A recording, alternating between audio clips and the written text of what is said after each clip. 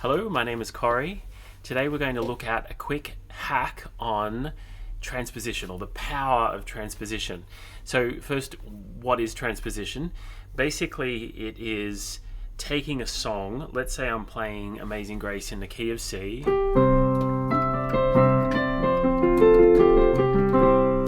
and taking that song that's in the key of C and moving it to a different key signature, whilst retaining all the relationships, the harmonic relationships and the intervallic structures, and replicating it in a different pitch.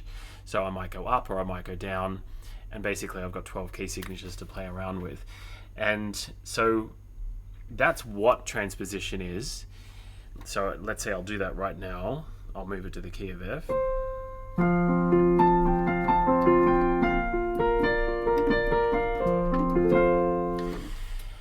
And why would we do it? Well, we might do it because we're doing accompaniment with a singer. Amazing grace, how sweet the sound. And that may not be the right range for them, so I might have to shift it, put it in from the key of C into the key of D, for example. Amazing grace, how sweet the sound. That might be more appropriate to their voice. Another reason why we transpose is because if we're working with multiple instruments, or ensemble or orchestral work, some instruments are in a different key, and so we have to transpose so that we can get all the instruments talking at the same level with each other, the same key signature. And so that's the what is it, and that's the why basically.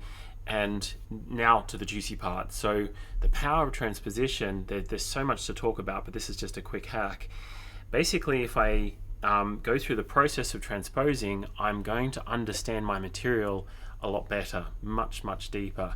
And I'm talking specifically more from the play-based perspective than the notation-based or reading-based perspective.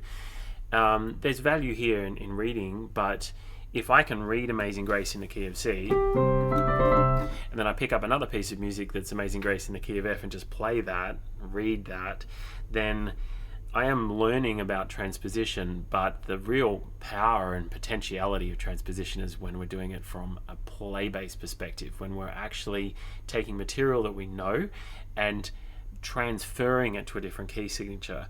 And the process of doing that really means that we have to understand relationships and Roman numerals. So let's say Amazing Grace in the key of C, C, C, F, C.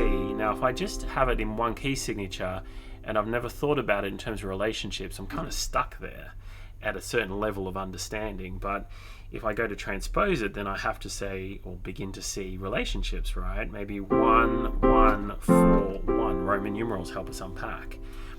1, 1, 5, 5. And with that kind of knowledge, then I can then move to a different key signature pretty quickly, almost straight away. Key of D. Amazing grace, how sweet the sound that saved a wretch like me.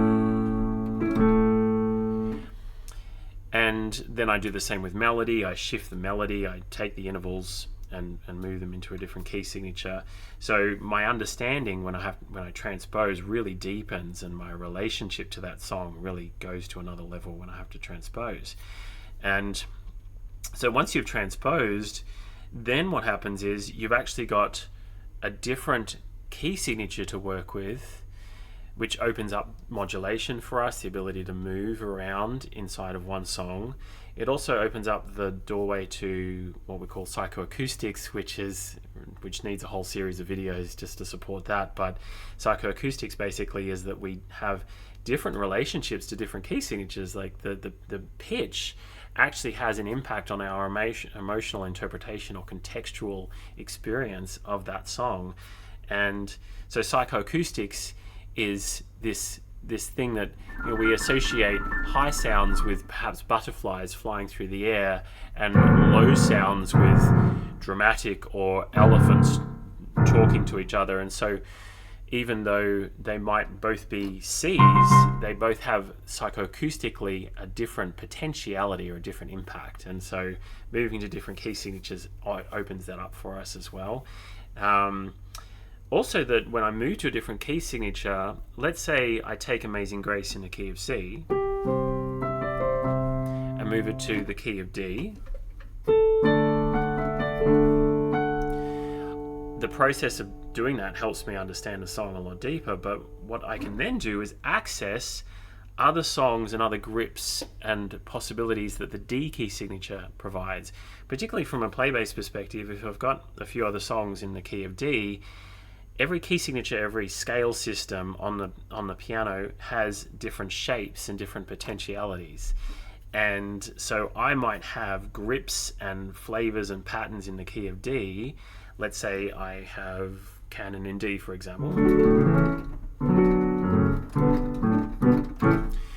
I could draw on that material and weave it together with my Amazing Grace in D, and suddenly I've got new improv possibilities and capabilities.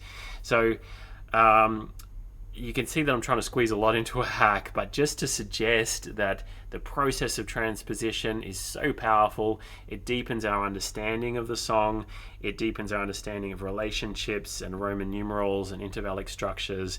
And then what it does is it provides us with new opportunities for exploring that piece psychoacoustically, but also with new materials that we have in other key signatures that other songs have given us. So I hope that kind of opens up the mind to the possibility of transpositions. There will be videos coming on specifically how to transpose and taking songs through the transposition process. But for today, it was more about just what is transposition and what's the potential, what's the power for us. So enjoy. I'll see you in the next video.